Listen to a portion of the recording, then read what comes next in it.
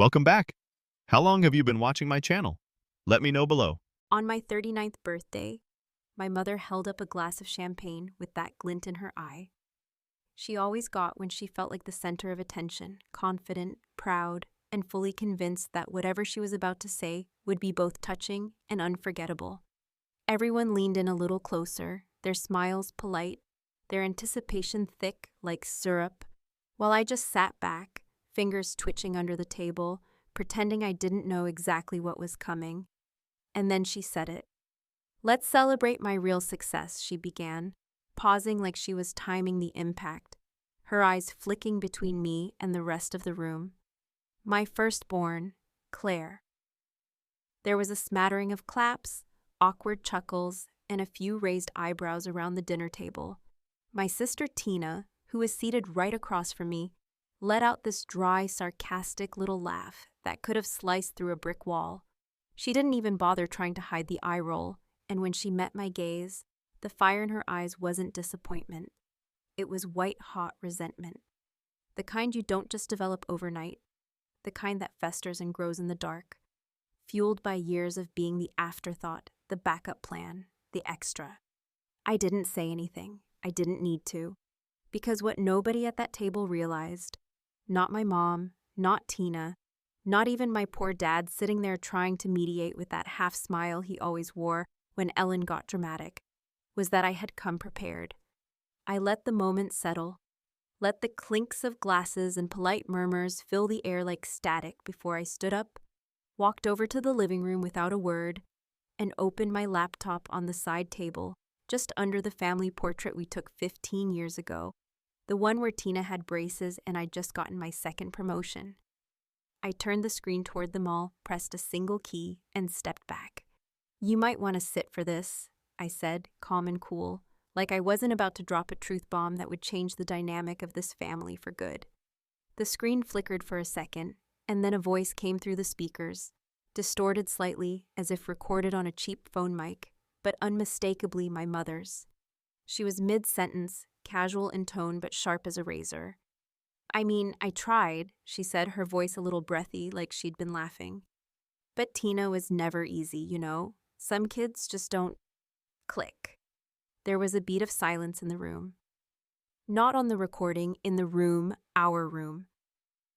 The birthday dinner table with its neatly folded napkins, half-eaten roast beef, and untouched chocolate cake. I could see Tina's fork frozen halfway to her mouth.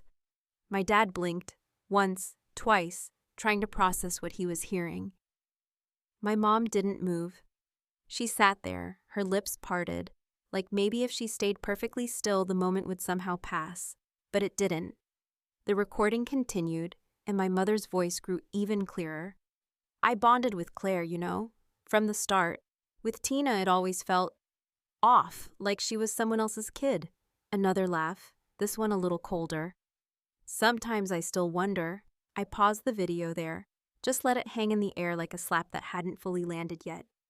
Tina's face had gone from flushed to pale in a matter of seconds, and I could see her jaw tightening, her eyes darting to our mother, waiting, no begging, for an explanation, but none came. "You recorded me?" Mom finally asked, her voice low but laced with the kind of venom that comes from embarrassment, not betrayal. "Claire, that's insane." "No, Mom," I said, returning to my seat and sipping from my wine like I hadn't just detonated a grenade in our dining room. "You recorded yourself. You just didn't know I'd ever find it." The truth was, I hadn't gone digging for it. Not at first. But when someone consistently makes you feel like you're the golden child, not in a way that feels affirming, but in a way that makes you complicit in someone else's neglect, you start to look a little closer at the cracks. I found that clip on an old phone that Mom had asked me to help wipe clean before donating to a women's shelter last summer. She'd said it had photos on it she didn't want falling into the wrong hands. She wasn't wrong. But I found more than photos. I found voice memos, unfiltered, raw, and unguarded. Private conversations she'd had with friends, with Dad, even with herself. And they painted a version of her that I had suspected existed but never had proof of. Until now. Tina was silent. She hadn't moved in several minutes, and that wasn't like her. Normally, she'd be halfway into a screaming match by now, lobbing verbal grenades across the table. But not this time. This time, she was staring at the screen, at the frozen image of our living room's reflection in the dark window, and I could see it. Her heartbreak, her disbelief, her brain trying to reject what her ears had just confirmed. I should have stopped there.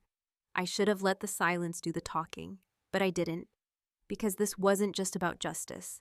It was about leveling the playing field, about forcing my mother to sit in the discomfort she'd built for all of us. "There's more," I said, reaching for the keyboard again. "No," my dad said softly, the first word he'd spoken since the recording started. "Claire, don't." But I looked him dead in the eye and said what I'd been rehearsing for weeks. "You of all people should want the truth, Dad. You helped bury it." And with that, I pressed play. Again. The screen faded to black. The next recording loaded. Another voice began to speak. But it wasn't my mom. It was a man. And as soon as the first syllable hit the air, I saw Tina's smile, what was left of it, completely disappear. When the second recording began, the atmosphere in the room changed so subtly it was almost imperceptible at first. Like a storm rolling in under a calm sky, you couldn't quite see it, but you could feel the air thicken, feel the pull in your chest as if the oxygen had been siphoned out of the room. The voice that echoed from the speakers was unmistakably male, gruff with that slightly patronizing tone, the kind that carries authority without ever having to raise in volume. It was my father, Greg, and though he hadn't spoken more than a few sentences in the hour leading up to that moment, here he was, booming into the center of our celebration like a ghost we'd all forgotten was still haunting us. "She's just not cut from the same cloth," the recording began, his voice laced with an unspoken weariness, the kind you might hear from someone explaining why they'd given up trying to fix something that should have mattered. "Claire's always been the one with drive, you know.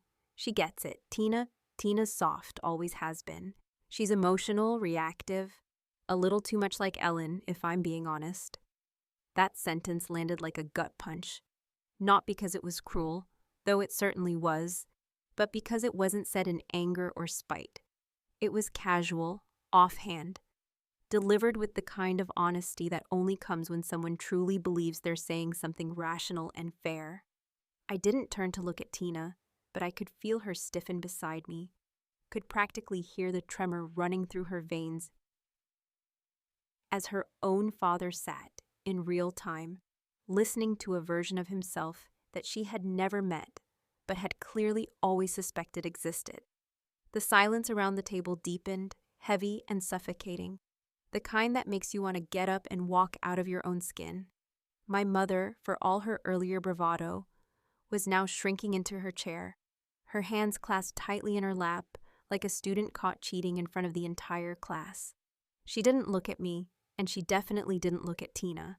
My dad, however, sat completely still, eyes locked on the laptop, as if by staring hard enough, he could somehow undo the fact that the words were now out there, echoing off the walls of our too-perfect dining room. "I mean, I love her," the recording continued, Greg's voice losing none of its detached tone. "But she's just not exceptional, not like Claire. Claire makes things happen. Tina just feels things and expects the world to adjust." There it was, the final unforgivable line. And this time, I did turn. I looked at Tina, watched as her eyes flooded, not with the kind of tears that come from immediate pain, but with the slow, silent flood of realization that she had spent her entire life trying to win over two people who had quietly, consistently, and without much remorse, decided long ago that she was never going to be enough. And it wasn't just about favoritism or comparisons.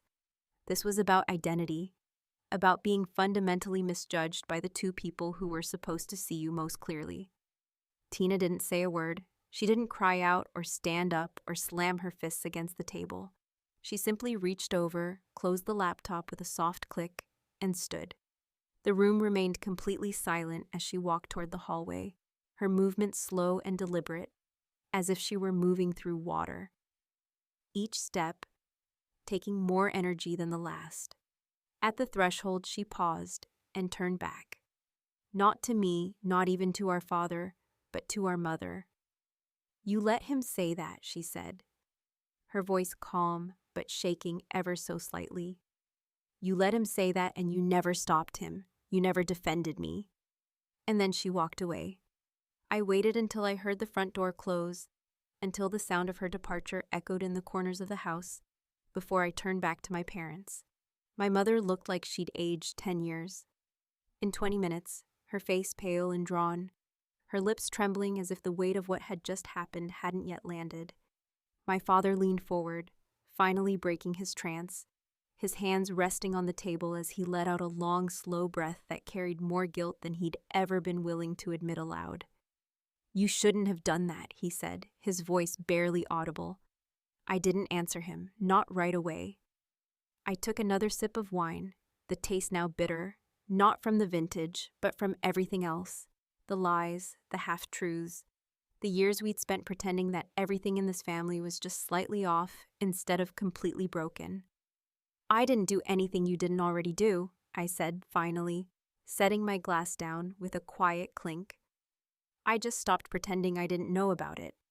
There was no satisfaction in that moment, not the kind I thought I'd feel. I didn't feel victorious or vindicated. I felt hollow, as if I had finally torn down a wall, only to find nothing on the other side but dust and rot. But I also felt awake, in a way I hadn't been in years. No more pretending, no more smiling through the lies. No more letting Tina carry the burden of being the family's emotional scapegoat while I stood by, silently complicit because I didn't want to lose my place on the pedestal they had built for me. The video had done what I intended. It exposed the rot. Now the question was what I'd do with it, because this wasn't over, not even close. The days that followed my birthday unraveling felt less like the aftermath of a celebration gone wrong, and more like the eerie silence that trails a thunderstorm, that deceptive calm where everything seems still on the surface. But beneath the quiet, something is shifting, something is breaking loose from the foundations you thought were firm. I didn't hear from Tina for 48 hours. Not a call, not a text, not even a vague seen notification on the message I'd sent her the night she walked out. Just her name staring back at me with no reply. And the void that created wasn't the loud, panicked kind. It was worse. It was numb and hollow, like grief that hasn't figured out where to settle yet. Our parents didn't call either, though I didn't expect them to. Dad was the type to retreat into silence when he couldn't control the outcome. And Mom? Well, Mom was still probably trying to write a version of events in her head, where she remained the victim of an ungrateful daughter's cruel sabotage, because accountability had never been her strong suit. But I wasn't waiting for apologies anymore, or explanations or justifications dressed up as tearful regret. I had waited long enough for those when I was younger, when I used to think that being the favored one came with a hidden expiration date, and that one day, the spotlight would shift and everything would balance out. That day never came. So now, I was rewriting the balance myself. I met Mark that Friday, the same Mark who used to hang out with me and Tina back in high school, who drifted into tech and then into silence before popping up again last year, after a college reunion brought us into the same bar for the first time in 15 years. He was always the observer, the one who didn't say much but remembered everything, the kind of person who, when you're around him, makes you second-guess how much you should speak because you're certain it's all being recorded somewhere, if not by device, then by memory. He had helped me put the recordings together, not because he was particularly loyal to me, but because, in his own words, the truth deserved better editors. We sat in his cluttered apartment, surrounded by wires and screens and half-assembled drones, while I explained to him what I needed next. Not just clarity, not just a playback of the things already said, but a deeper look into the things never admitted, never spoken directly, but carved into the background of every conversation we ever had in that house. I needed to know if I was wrong, if I'd misread everything, if maybe, just maybe, I'd built a revenge plan on top of a misinterpreted history. And Mark, with his maddeningly calm demeanor, just nodded and started pulling files from his external drive, saying nothing, judging nothing, just clicking and organizing and letting the silence between us stretch until I broke it. I didn't want to hurt her, I said, though I wasn't sure if I meant Tina or my mother or maybe even myself. I couldn't let her keep pretending like it never happened. Mark glanced at me, one eyebrow raised like he was trying to decide if I actually believed what I was saying or if I just needed to hear it out loud. He didn't argue. Instead, he queued up a file labeled simply October, Kitchen, and pressed play. This one was different. No obvious malice, no cruel declarations, just ambient noise at first. The hum of a fridge, the clatter of dishes, and then Mom's voice, soft, thoughtful, mid-sentence like the conversation had been going for a while already. "She'll never forgive me if she finds out," she said, almost whispering. "But maybe that's just what has to happen." A pause. I didn't choose between them. I just couldn't connect with Tina. I don't know what that says about me. It wasn't dramatic. It wasn't loud or vicious, but it hit harder than anything else I'd heard, because there, buried in that offhand confession, was the closest thing to an acknowledgement I had ever heard my mother make, that she had, on some level, failed Tina, not by accident or neglect, but by a quiet, persistent choice to never truly try. And yet what haunted me even more was the way she said it, not as someone ashamed, but as someone resigned, as if she had already decided redemption wasn't on the table and was quietly trying to make peace with that.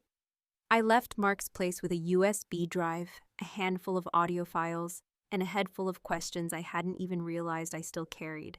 Questions about what made people turn away from each other in families, what quiet rot could spread over decades without a single scream or slammed door, just passive shrugs and diverted gazes and birthdays, where one child's name meant everything while the other was just background noise. When I got home, Tina had texted, just a single line. "You wanted me to hear that? You win." I stared at the message for a long time, longer than I should have, debating whether to reply or leave it alone, whether reaching back would look like guilt or grace, whether silence now would be mercy or cruelty. But before I could decide, another message came through. "Heard more than you think. Want to meet?" I didn't know what she meant by more, but the tone was different, less wounded, more steel. And just like that, the story wasn't about our parents anymore. It was about what we did next. Because maybe the truth didn't save anyone, maybe it didn't rescue us from anything, but it cleared the wreckage. Now it was time to build something out of what was left, or burn the rest down. Thanksgiving arrived like a ticking clock you couldn't ignore, not because anyone particularly wanted to gather again so soon after my birthday had detonated whatever thin threads were holding our family dynamics together, but because the holiday itself seemed like an unspoken obligation, a performance we had rehearsed our whole lives, one we all somehow believed could still be salvaged if we just showed up and played our parts like we used to, passing the cranberry sauce, feigning interest in one another's careers, offering empty compliments about the stuffing, and maybe, just maybe, avoiding the topic of betrayal that hung in the air like smoke from a fire nobody admitted to starting.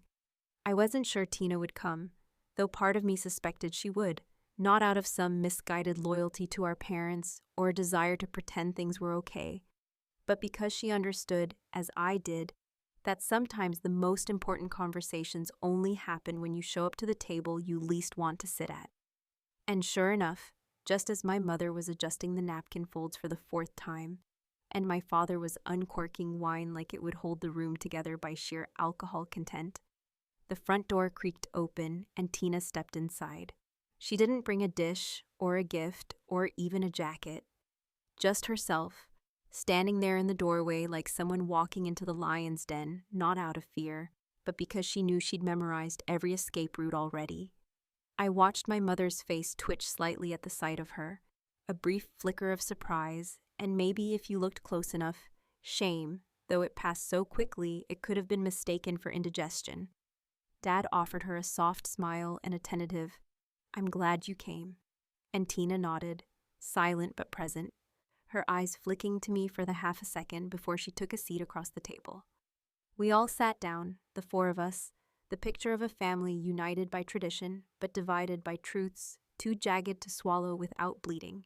Dinner began with the usual pleasantries, or rather, attempts at them.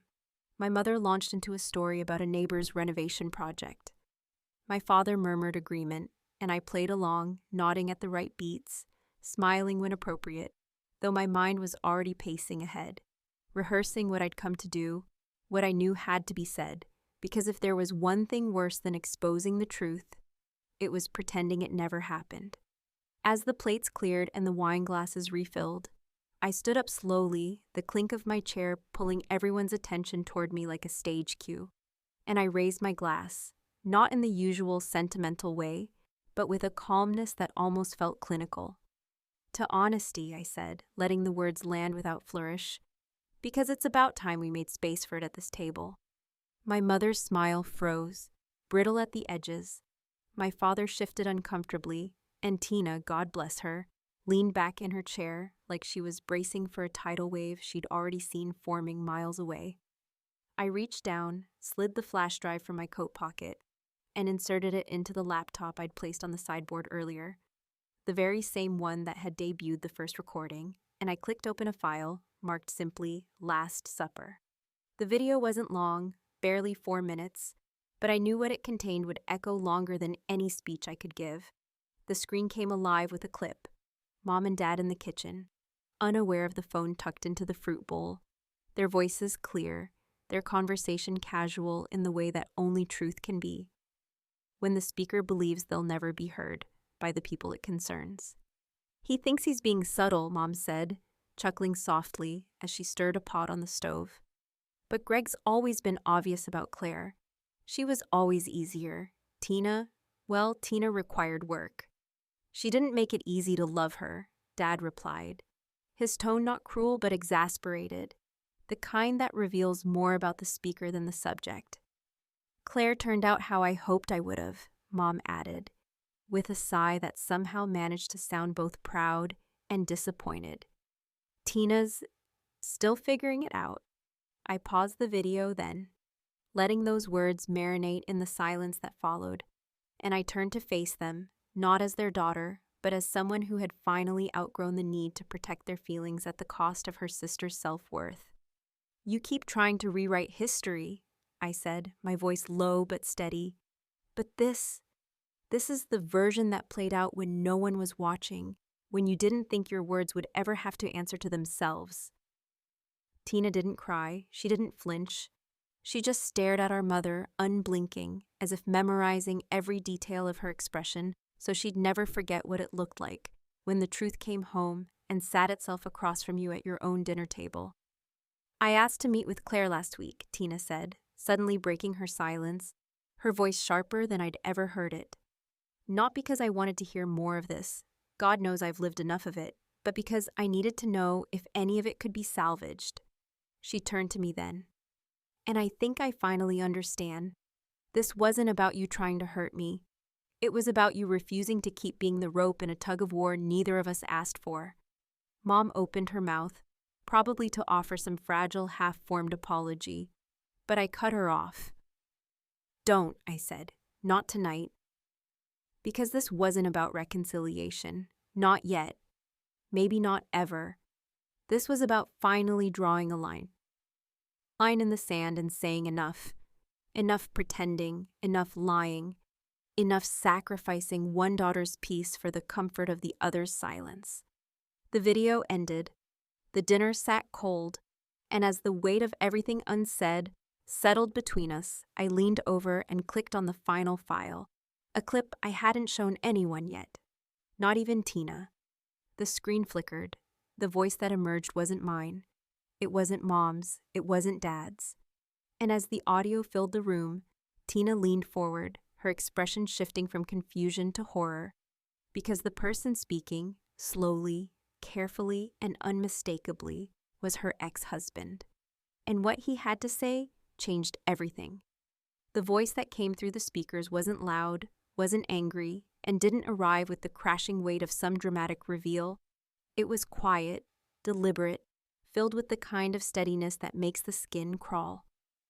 Because what's being said isn't shouted in the heat of the moment, but delivered with the icy clarity of someone who knows exactly what they're doing and has taken the time to make sure every word counts.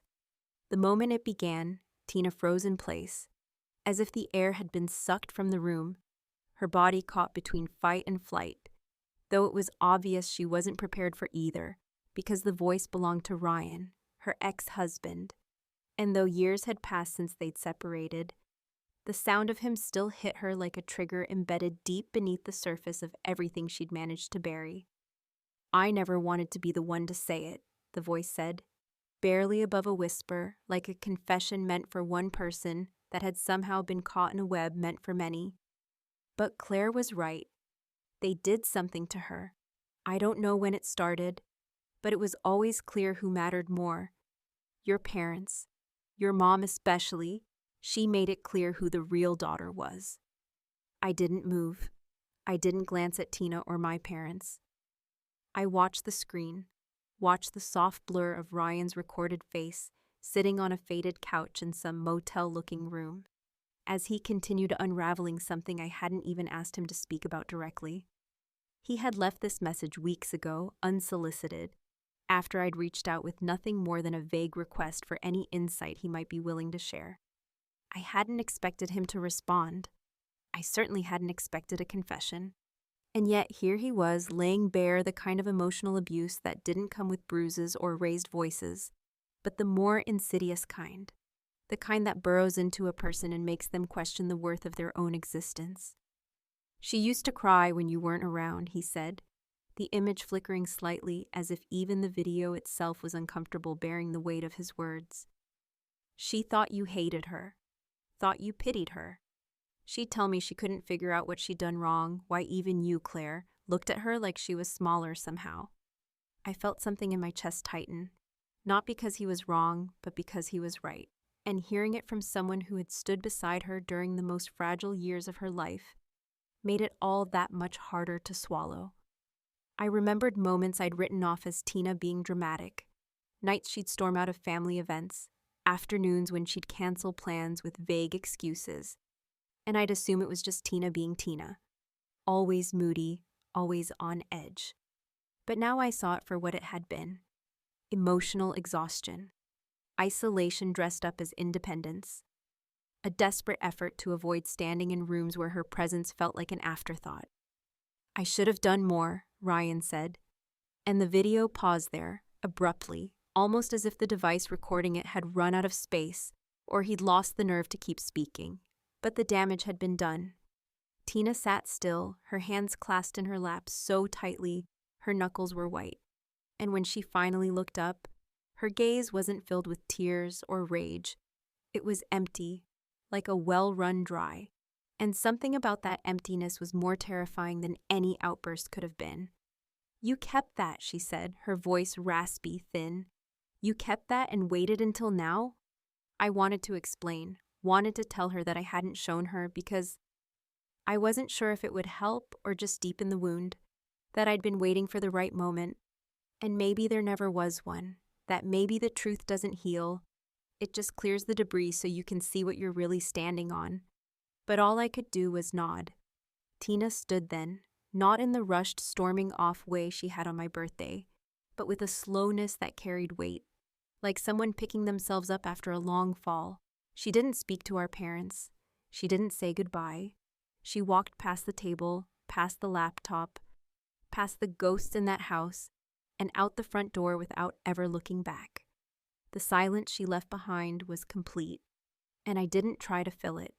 My mother finally broke it, though her voice was barely more than a whisper. "You've destroyed us." I turned to her, watching as she reached for the wine glass like it was a lifeline, her hands trembling, her eyes wide with something between horror and disbelief, and I said as gently as I could, "No, Mom, you just didn't think anyone would ever press play." She didn't reply. Neither did Dad.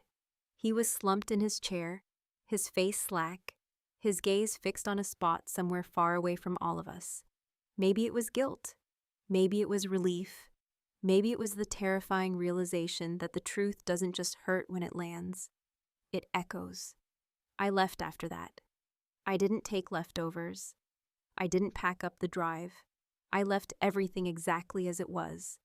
Cold plates, dimmed screen, half-drunk wine, because it felt like the most honest thing to do. Let them sit with it. Let the silence speak. Tina and I didn't talk again that week. We didn't exchange texts or calls or cryptic updates. But a few days later, I got a postcard in the mail. No return address, no signature. Just a photo of a lake we used to visit as kids, and 5 words scrawled in her handwriting across the back. Next time, bring marshmallows, T. I held that card in my hands for a long time, and I smiled, not the kind of smile you wear when everything is okay, but the kind that stretches through the pain, through the damage, through the pieces that may never fully fit together again. Because sometimes you don't need all the answers. Sometimes you just need someone else to say, I heard it too. And in that, finally, there was peace. Or at least the beginning of it.